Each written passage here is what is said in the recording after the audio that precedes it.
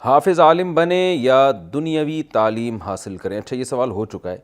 علماء کو برا بھلا کہنے والوں کی سزا، سائمہ علی انڈیا سے۔ کچھ لوگ کہتے ہیں کہ جو لوگ حافظ یا علماء کو گالیاں دیتے ہیں یا برا بھلا کہتے ہیں ان کی 7 نسلیں کبھی حافظ نہیں ہو سکتیں، کیا یہ بات درست ہے؟ دیکھیں ایسی کوئی خاص حدیث تو نہیں ہے یا کوئی تجربہ کی بات تو نہیں ہے ایسی کہ جو علماء کو برا بھلا کہتا ہے اس کی 7 نسلیں حافظ نہیں ہو سکتیں۔ ہاں یہ ضرور ہے کہ جو علماء کو برا بھلا کہتا ہے اس کے بارے میں 2 خطرات ہر وقت موجود رہتے ہیں۔ ایک تو یہ کہ اللہ اس سے ایمان سلب نہ کر لیں، بہت زیادہ اس کا خطرہ ہوتا ہے۔ وجہ اس کی یہ ہے کہ علماء کا مطلب کیا ہے؟ جو اسلام جانتے ہیں، اسلام کی تبلیغ کرتے ہیں، لوگوں کو اسلام، ظاہر ہے اہل حق علماء مراد ہیں اس سے۔ تو آپ جب علماء کو برا کہتے ہیں نا، اس کا مطلب آپ کے دل میں اسلام کی قدر ہی نہیں ہے، تو یعنی اس کا اثر بالآخر آہستہ آہستہ آپ پہ پڑنا شروع ہوتا ہے، کیونکہ دین تو علماء سکھائیں گے نا۔ علاج آپ نے ڈاکٹروں سے کرنا ہے اور گھروں کے نقشے آپ نے سول انجینئر سے پاس کروانے ہیں، اور ہر فیلڈ کے ماہرین ہوتے ہیں، حکمرانوں سے کچھ اور کام لیے جاتے ہیں۔ تو جب آپ دین سیکھنے کی بات آتی ہے تو وہ علماء کے علاوہ کوئی نہیں سکھا سکتا۔ تو اگر آپ صبح و شام علماء کو برا کہیں گے اور علماء کا وقار لوگوں کے دلوں سے ختم کریں گے تو سب سے پہلے آپ کے دل سے علماء کی عظمت نکلے گی۔ جب آپ کے دل سے علماء کی عظمت نکلے گی تو پھر اسلام کی عظمت نکل جائے گی، اور جب اسلام کی عظمت نکلے گی تو اس بات کا خطرہ موجود ہوتا ہے کہ اللہ آپ سے ایمان کی نعمت کو سلب کر لے۔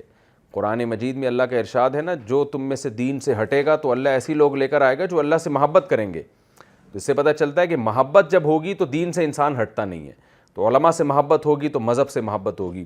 تو یہ بہت خطرناک بات ہے۔ تو پہلا نقصان اس سے یہ ہو سکتا ہے کہ ایمان سلب نہ ہو جائے، موت سے پہلے ایمان چھننے کا خطرہ ہوتا ہے۔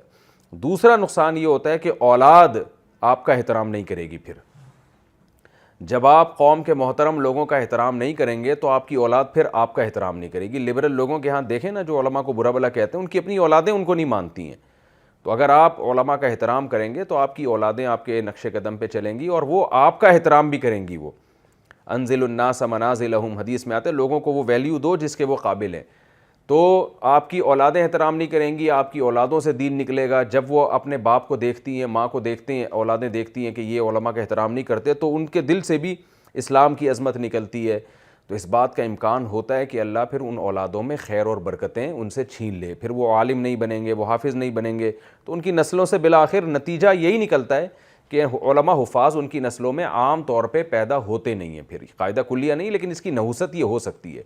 تو یہ 2 نحوستیں اللہ تعالیٰ ان لوگوں کو دیتے ہیں جو علماء کو برا بھلا کہتے ہیں، اس لیے بہت حساس معاملہ ہے۔ بڑے علماء کے بارے میں بہت ادب سے، احترام سے بات کرنی چاہیے۔ ان کی کسی بات سے اگر اختلاف ہو تو ادب کے دائرے سے نہیں نکلنا چاہیے۔ مسلمان آج مغلوب کیوں ہیں؟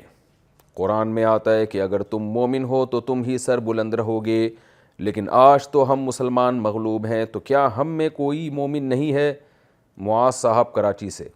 حقیقت تو یہ ہے کہ جو مومن، جس طرح سے اللہ ہمیں مومن بنانا چاہتے ہیں اس طرح سے ہم مومن نہیں ہیں۔ ویسے تو مومن ہیں، ایمان ہے، سب اللہ کو مانتے ہیں، رسول کو مانتے ہیں، آخرت کو مانتے ہیں۔ تو قرآن جو کہہ رہے ہیں نا اگر تم مومن ہوگے تو تمہیں اللہ غلبہ دے گا، تو یہاں مومن سے مراد ہے کامل مومن۔